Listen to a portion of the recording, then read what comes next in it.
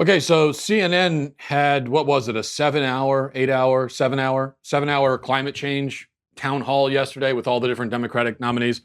I didn't watch a single minute of it because I don't hate myself personally. The idea of watching 7 hours of that just is inhumane. I mean, you could argue that CNN has violated all of our protections against cruel and unusual punishment just by putting that on the air. And speaking of which, and again, I don't know, and this is a question for you if you watched it, because as I said, I didn't, but they had a live studio audience, right, for the 7-hour thing? Was it the same audience for those 7 hours? Was it actually the same collection of people who sat there for 7 hours watching as one Democratic nominee after another got up there and talked about climate change? I can't imagine that. And if that's the case, where did they get these people? Were they all on work release from the local prison? Were they all, sadomasochists? Was this some sort of weird sexual fetish thing for them? I don't get it. I can't possibly understand it. Anyway, so I'm not gonna go through and break down everything that was said. I think that'd be pointless. Though there were a couple of notable moments, I think, looking at based on the replay. Here's maybe my favorite of all the clips I've seen of it. This is probably my favorite moment and this is from Cory Booker. Watch this. So my plan says that we need to be at a zero carbon electricity by 2030. That's 10 years from the time that I will win the presidency of the United States of America. Poor old Cory. Poor Booker. He says he's going to be president, and the audience treats it as a punchline. They actually laughed at him when he said he's going to be president. I swear, I'm really starting to feel sorry for Cory Booker, and this has been the weirdest thing for me throughout this campaign. It's one of the reasons why I really resent this political season, because I found myself actually at various points kind of feeling sorry for Cory Booker, Joe Biden, even Eric Swalwell at different points. I've even felt sorry for Beto sometimes. Now, I know they don't deserve my pity, but I just can't help it. I'm a kind and sensitive guy. What can I say? Those are my most prominent personality traits, according to no one. What I really want to discuss, what I want to focus on is one moment involving Bernie Sanders.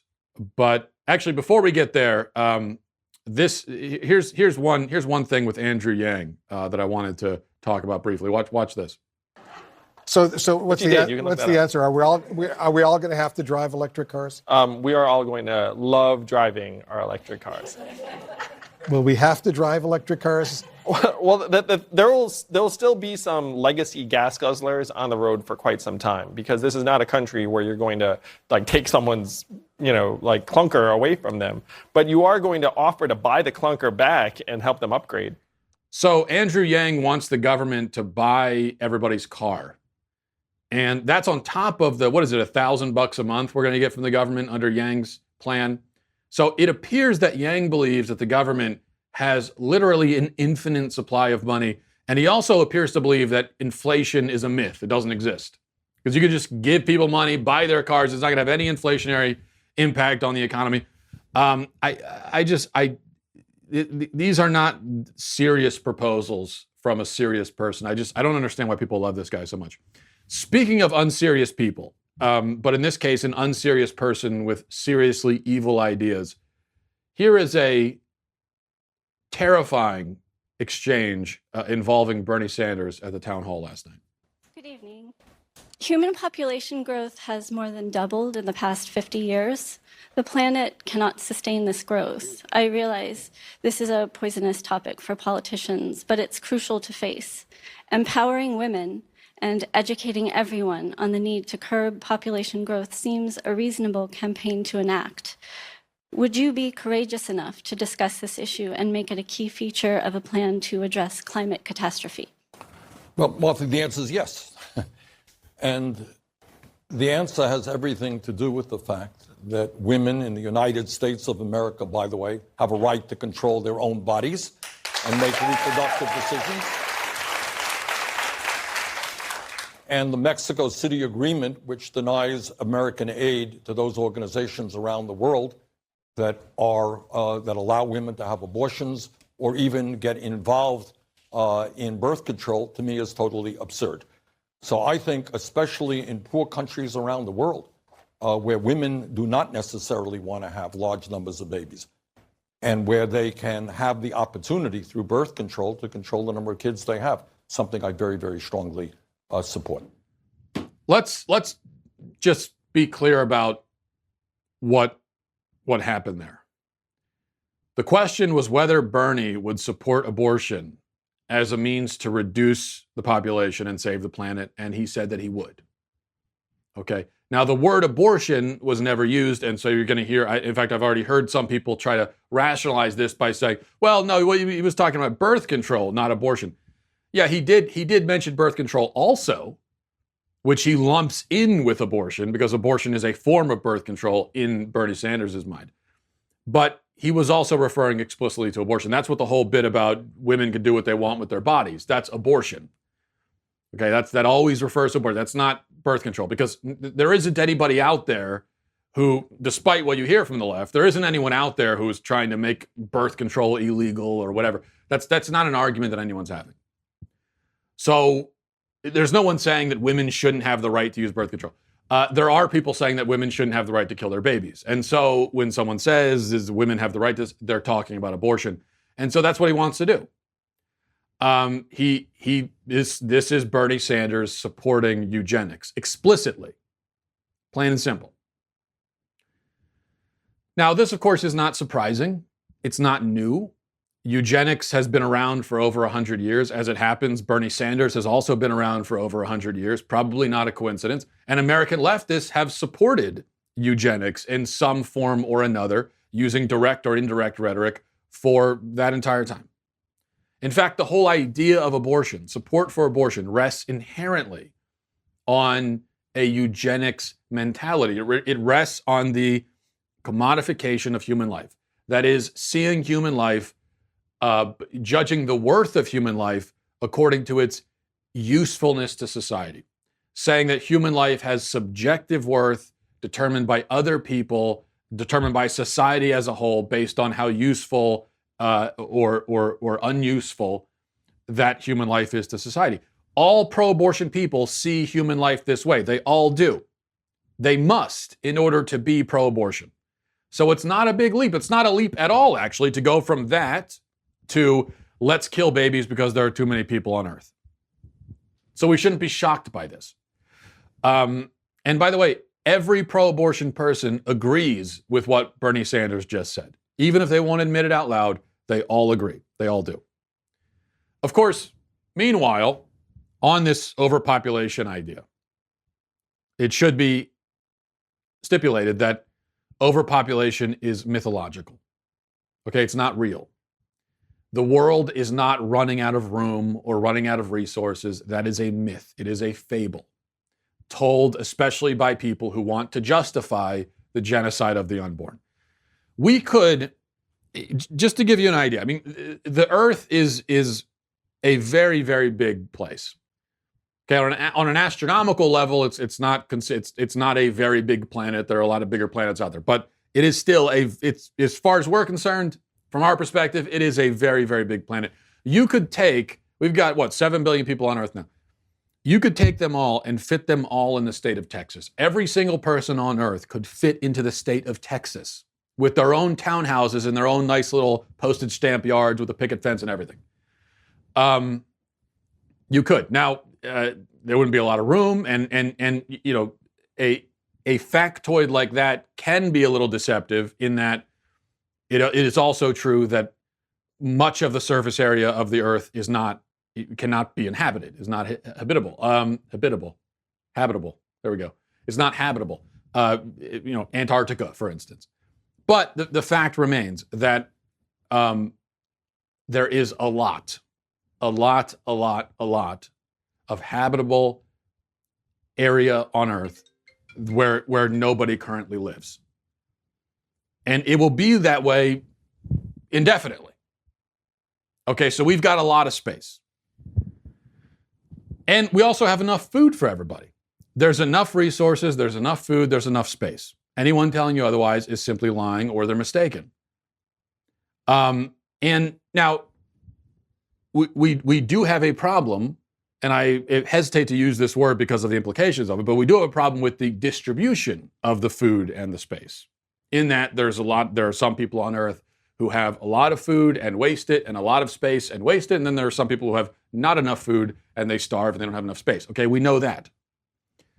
And when I say distribution, I'm not saying that we need some big government entity to redistribute it. That's not what I'm saying. But it is disproportionate in the way this stuff is allotted. That's true. But that's not because there are too many people. And the way that I know that is that, back when there were 1 billion people on Earth, or 100 million, or 10 million, there were still a lot of people, probably proportionally more than there are today, who were starving and were living in filth and were living in crowded environments. And that's back when there was a quarter of the number of people on Earth, or less than that. So it's not a matter of there being too many people. That's not the problem.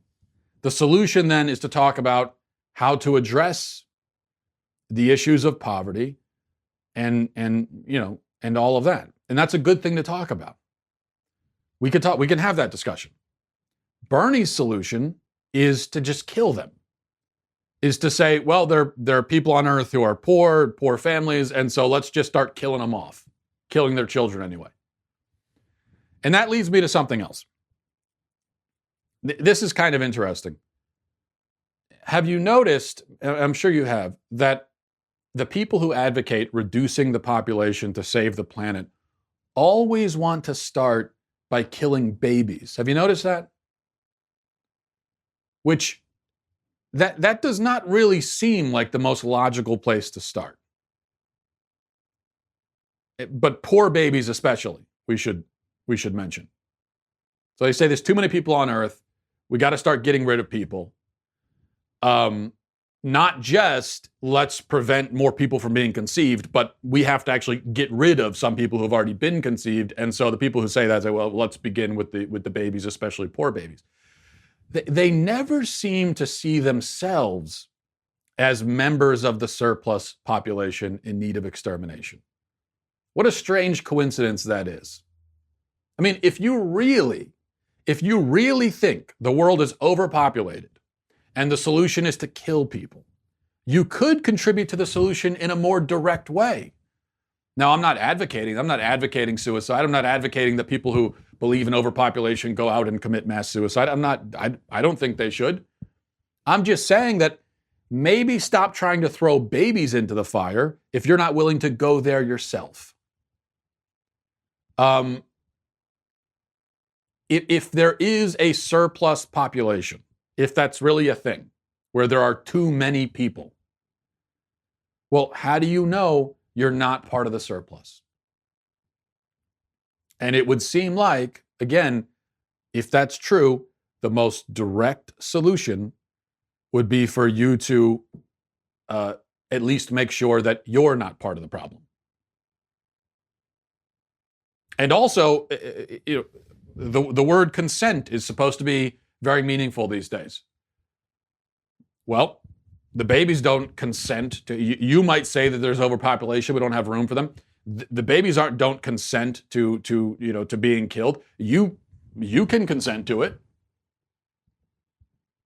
So it just seems to me that would be the most direct solution if you really think that there's a problem of that sort.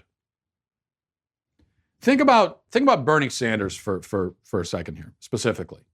Now, it's morally atrocious for anyone to get up there and advocate for killing babies in order to curb population growth. So for anyone to do that is disgusting and evil and everything. But it's all the more grotesque and cowardly and just egregious to have an elderly man pushing 80 years old getting up there and saying that. Bernie Sanders he doesn't have that much time left. Most people, the average life expectancy for a man is, I think, is 84, or it might be less than that. Most people don't make it to 90. Few people do. You're almost definitely not making it to 100. the most likely scenario is that Bernie Sanders is dead anyway within 10 years because of his age. That's what the statistics tell us. And as he continues to age, he's going to become more and more of a burden on people around. He's going to become less and less able to contribute to society and more of a burden to society and to his family and so on. That's the trajectory that we all follow if we live long enough. So again, if you really have this utilitarian, materialistic view of human life, and if you really think that, well, look, babies, we don't need them. There's too many people. If that's really how you see it, and if that's really how we're judging human life, and so now we have to start getting rid of surplus people, it would almost seem like it would make more sense to begin with people on the other end of the life spectrum. Because, yeah, with babies, it's true that when they're born for a time, they're going to not be able to contribute. They're going to be, for lack of a better term, a burden on their parents. But that's not going to last forever. In theory, eventually they're going to go on and be on their own and contribute to society. And they've got all the potential in the world. They could go on and cure cancer or they could do anything, right? But if you're 80 years old, then whatever potential you had has probably mostly been realized or not realized. And you're going more into the phase of being a burden, and you're never going to come out of that phase. So it just seems to me, if this is what we're doing, if we're getting rid of surplus people, it seems like we should start with adults, and not just older adults. Even someone like, me, I'm 33 years old.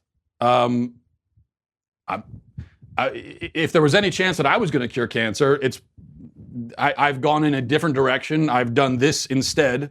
Maybe I could have cured cancer, but I decided to do this instead. So I'm probably never going to cure cancer. I'm probably never going to contribute that much to society. I mean, this is probably the most I'm going to do. And so, hey, maybe I get tossed on the scrap heap too. I don't know. It just, to begin with babies makes no sense to me.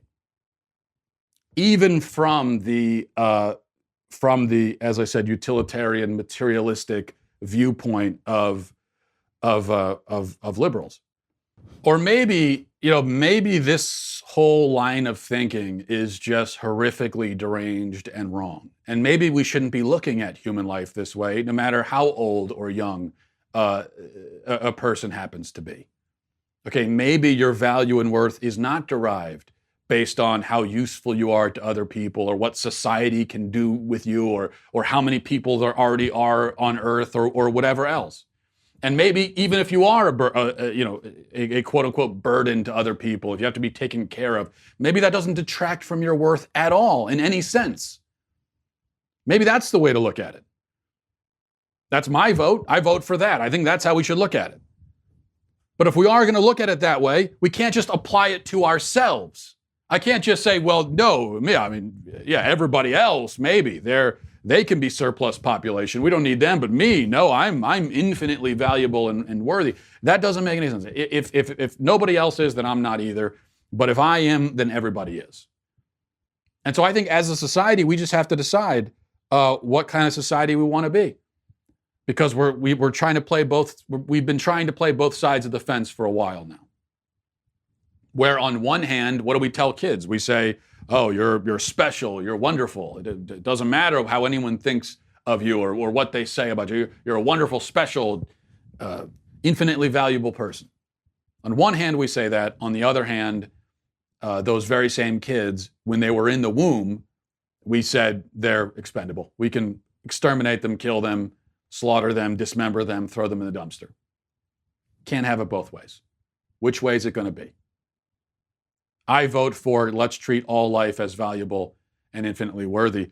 But if you want to go the other way and say, fine, let's just live in a utilitarian, materialistic, eugenics, driven hellscape, if that's what you want to do, okay.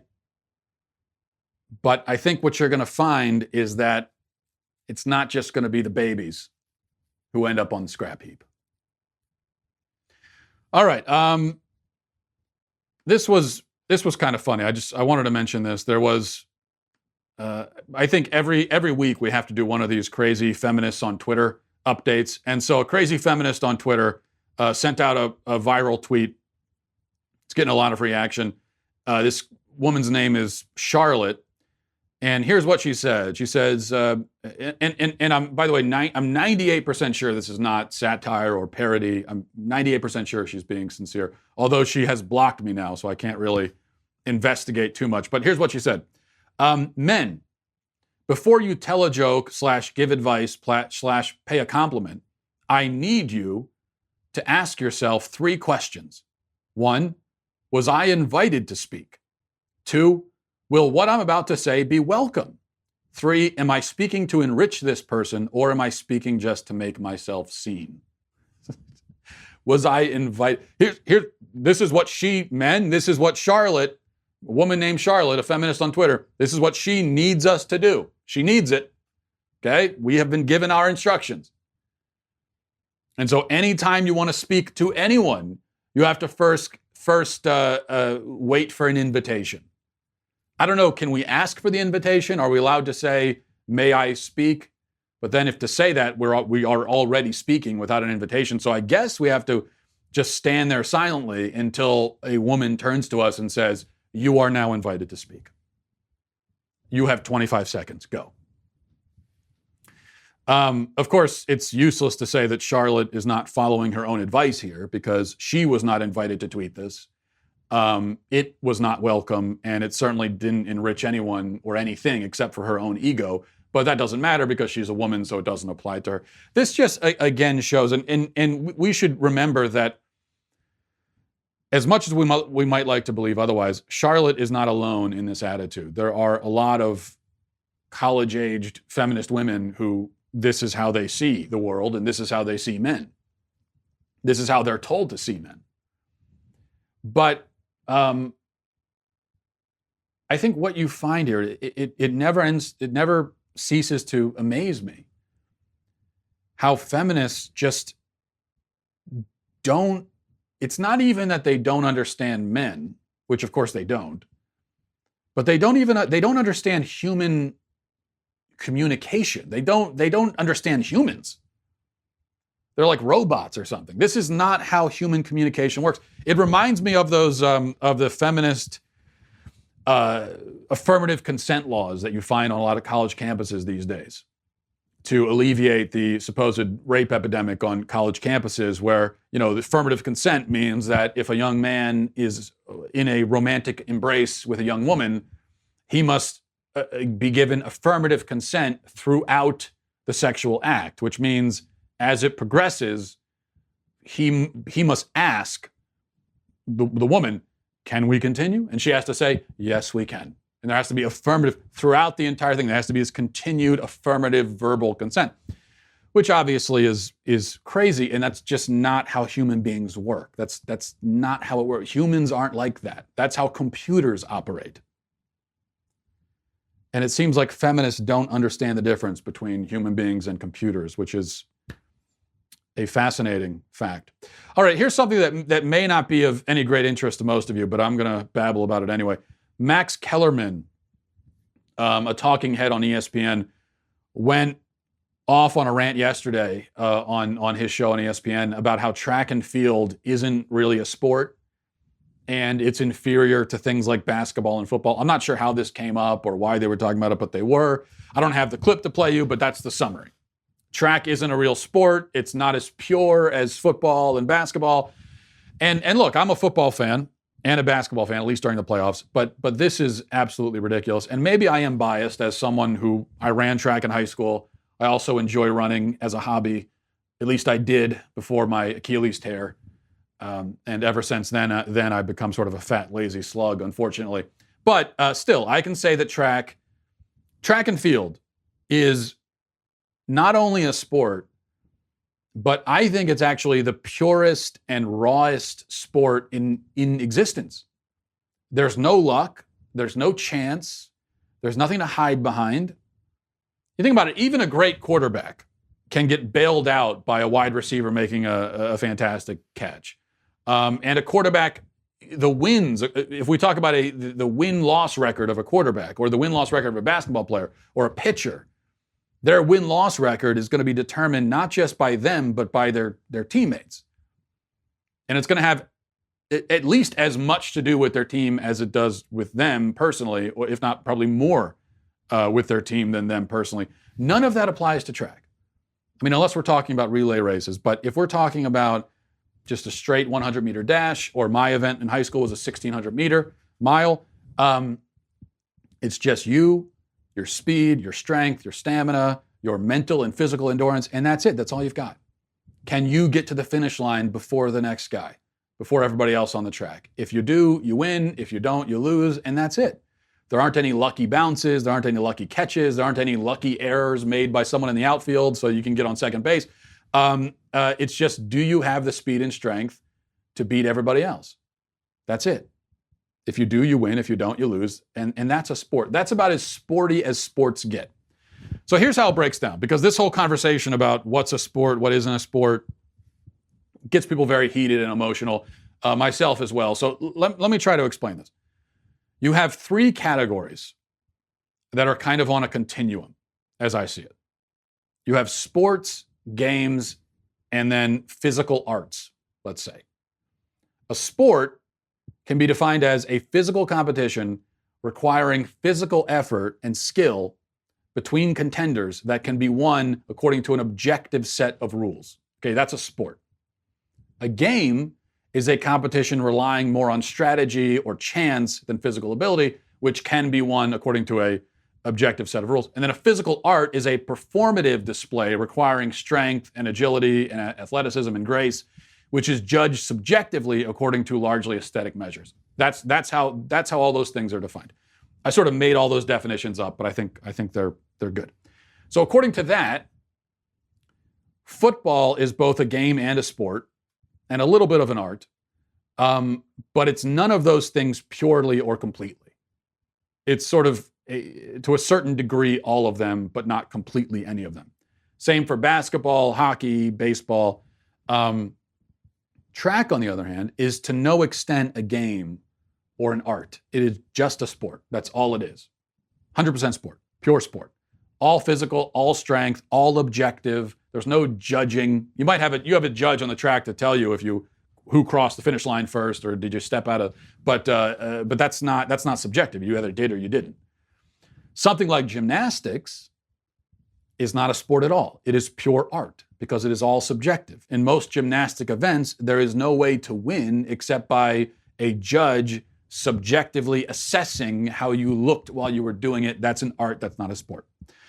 And then something like poker is just, that's just pure game. That's not bowling. Okay, that's just a game. It's not a sport. It's not an art. So that's how it all breaks down. And then soccer is none of those things. Soccer is just an activity for women and children to play when they're bored, I guess. That's how, so I think we could just put that all to rest. There's a continuum, and that's how all that stuff. And by the way, it's not, when I say gymnastics isn't a sport, that's not an insult. It's, to be an art is a wonderful thing. It's just, it's not the same kind of thing. All right, we'll go to emails, mattwalshshow@gmail.com. Actually, I also wanted to mention, I finally watched the live-action Aladdin movie with my kids yesterday at their insistence. I didn't want to see it because, as I've shared before, I think the whole remake, the live-action remakes of cartoons is a stupid cash grab, and I don't want to support it. But they convinced me to watch it with them, and honestly, I'll never forgive them for doing that to me because it was much worse than even I expected. It was really, really bad. I mean, amazingly bad. It was so bad that I could almost recommend it because it was so bad, just so you could gawk at the poor quality of it. It was amazing. It was like a high school stage production of Aladdin, but with worse acting. And here's what I'm trying to figure out. This is a thing that's been perplexing me ever since I watched it with my kids. Okay, so if you're Disney, you have billions of dollars at your disposal. You have hundreds of millions that you can spend on this movie. How do you end up with bad actors? That's what got me the whole time I'm watching. The acting is so bad. How could you end up with bad actors? I mean, I knew that it would lack the charm, wit, and originality of the first one. I knew that, and it did, severely so. But I wasn't expecting the acting to be so bad. How does that happen? You can pay whoever you want. You can get whoever you want in Hollywood probably to be in this thing. And you end up with bad actors. But then I realized, of course, I know what happened.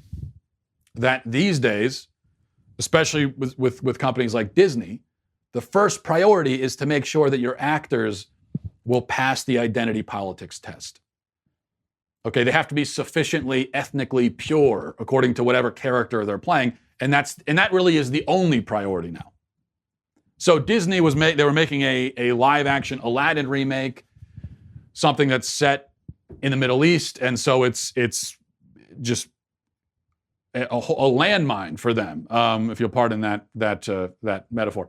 But it's a landmine because they know that, okay, now they have, these are Arabic characters, and so they've really got to make sure that all of the actors they find are sufficiently Arabic. And I think that they decided that's the only thing that matters. It doesn't actually matter if they can really act. All that matters is, do they pass the test politically? And they did. They passed that test. Unfortunately, they couldn't act, and so that's what's happening. I mean, it's gotten so ridiculous now that the latest outrage that I just saw this morning is there's a movie coming out starring Dakota Fanning playing a white, at least this is how it's being phrased. She's playing a white Ethiopian Muslim. And this is a movie about a real person who was a white British woman who moved to Ethiopia, became a naturalized citizen, and was also a Muslim. I don't know if she converted or she was originally. People are outraged by that. I don't even understand it now. Somehow that's offensive for Dakota Fanning to. Dakota Fanning is a white woman playing an actual white woman. What? Are we now at the point where you're just not allowed to have white actors in a movie at all, even if they're playing white characters? I think that's where this is headed. That you can't have. If it's a white actors aren't allowed to play anybody anymore. It doesn't matter who they are. It doesn't matter who they're playing. They can't play anybody. I think that's where we're headed, and it's obviously absurd. All right, mattwalshshow@gmail.com. mattwalshshow@gmail.com is email address. This is from Mike. Says, Dear Matt Walsh, thank you for giving us your input regarding the Harry Potter controversy in your latest podcast. On a similar note, I am a devout Christian and wanted to know your opinion about Renaissance festivals. Are these events just an excuse for people to gather and create fantasies of witchcraft, etc.? So overall, do you approve of these events or not? Thank you for your wisdom into this pressing matter. Is this a thing? Are there Christians who say that Christians shouldn't go to Renaissance festivals because there's witchcraft? I went to one Renaissance festival a long time ago. The only thing I remember is the big, delicious turkey leg. And that's all that I remember. And I don't remember any witchcraft, but honestly, if there was a little bit of witchcraft, I think it was probably worth it for the turkey leg, which was really good. This is from J-Mac, says, Afternoon, Mighty Matt, master driver and owner of the Superfly button-ups. I thank you for noticing. I enjoyed your take on faith and reason the other day. You did a good job using reason to explain reason's purpose towards faith, although this did have the effect of leaving faith by the wayside. To me, it came across as your reason trying to justify its own importance as reason instead of an augment to faith. I wanted to attempt to explain the dichotomy of faith and reason as best I could, despite faith being an ineffable entity that recoils all words that try and pin it down. Reason is definitely a handy tool used to familiarize ourselves to the world we live in. A cartographer can reason a triangle on a map to become the symbol of a mountain. However, a triangle does not encompass all that is the mountain. Reason is our limited and flawed perspective struggling best they can to iron out the mysteries of the world. We name the organs on the body, though their names would not dictate or explain the organ's function. There is much we don't know about God, God's organs, perceptions, plans. We do, however, have the ability to feel his divinity and hear his voice. Faith is that feeling of oneness with God. It doesn't require you to know him, but it opens the channel of knowing. To use reason is to use the language of humans. Faith would be the language of God.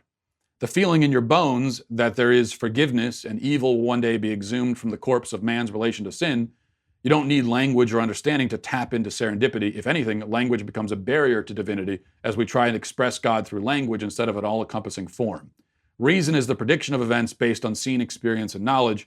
Faith is the knowing that there will always be a silver lining. Sorry if this doesn't make much sense. I tried my best with limited tools I have been provided. Well, J-Mac, I think that was beautifully put, actually. I would maybe counter, not even counter, because I don't disagree fundamentally with most of what you said there. But I would add that to me, reason is the simplest definition for reason, I think, is that it is our ability to contemplate and understand. I think that's what reason is. And I think that's why we are reasonable creatures and squirrels and worms and fish are not. They can think, they can probably feel, but they don't contemplate abstract concepts. They don't come to an understanding. They don't sit down and say to themselves, gee, let me try to really understand this thing over here. So in this sense, if this is what reason is, and I think that's the case, then reason is inextricably tied to faith, so much so that I don't think you can really put them in different categories. So when you say that I was advocating reason and putting faith to the wayside, I don't think that's possible. I think that they're sort of dimensions of the same thing. Because to say something like, I think God exists, or I think God created the universe. Now, I guess you would say that's a statement of faith. And it is, but it's also a statement of reason, just the same. Because in order to make that statement, you first have to know what it means for a thing to be created. You have to know what the universe is, and that one exists. And you have to have some basic idea of what God is. You say God, you have to, now none of us can know God completely, but when we say we believe in God, we have to have some idea of what we believe in. That word has to mean something to us. And so I think all of that is reason, right? Knowing what the universe is, knowing what it is to create, having some idea of God, understanding that everything that exists must originate somewhere. I mean, all of these things are related to reason in addition to faith. And so as I said, I don't think you can separate them. This is from Corbin, says, hey, Matt, I'm a high school student and I have a very good, smart friend. However, she doesn't believe in the moon landing. I've tried to convince her, but beliefs are very firm. She believes that since no one can prove it without citing NASA, it is therefore a cover-up. I've talked to teachers about it and they have agreed with her. They've agreed with her? Is there a point to continuing this argument? And if so, how should I argue this? Well, Corbin, first of all, the fact that your teachers agreed with her is horrifying, though also not surprising.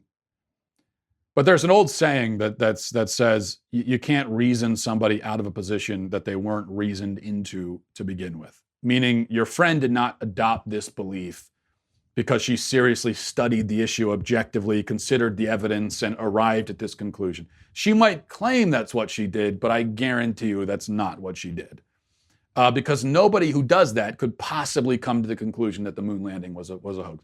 You can only come to that conclusion if the, quote, research you've done has consisted of Googling specifically these conspiracy sites and looking only at the information they provide you and not looking at any other sources. That's the only way you can maintain a belief that is so delusional and divorced from reality. And so that we know that that's all she's done.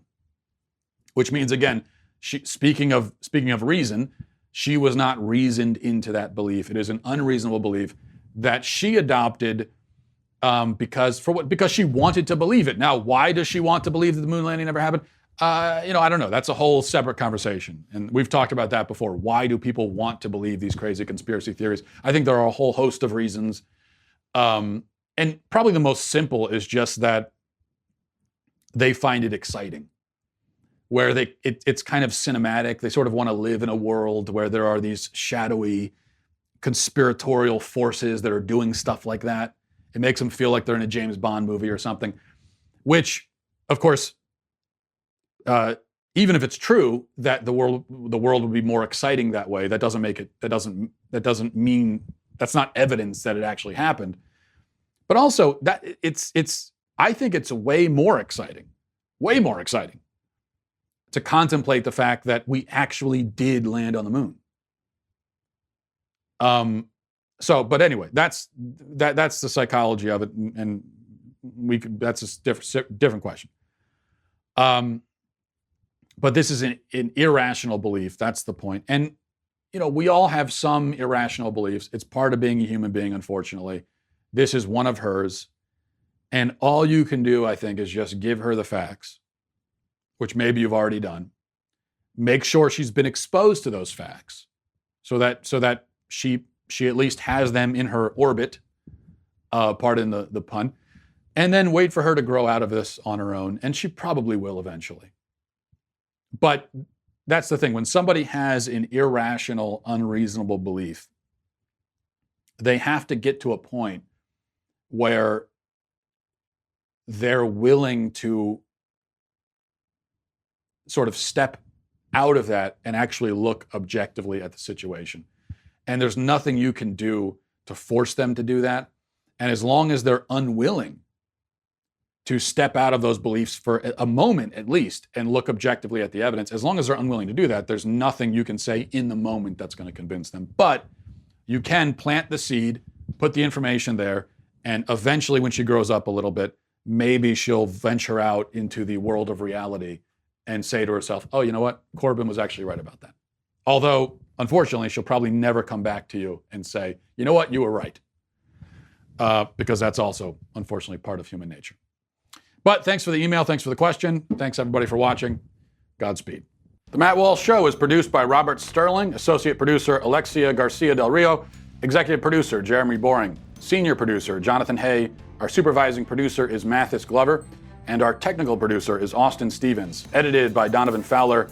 Audio is mixed by Mike Coromina. The Matt Walsh Show is a Daily Wire production. Copyright Daily Wire 2019. If you want to delve the depths of leftist madness, head on over to The Michael Knowles Show, where we examine what's really going on beneath the surface of our politics and bask in the simple joys of being right.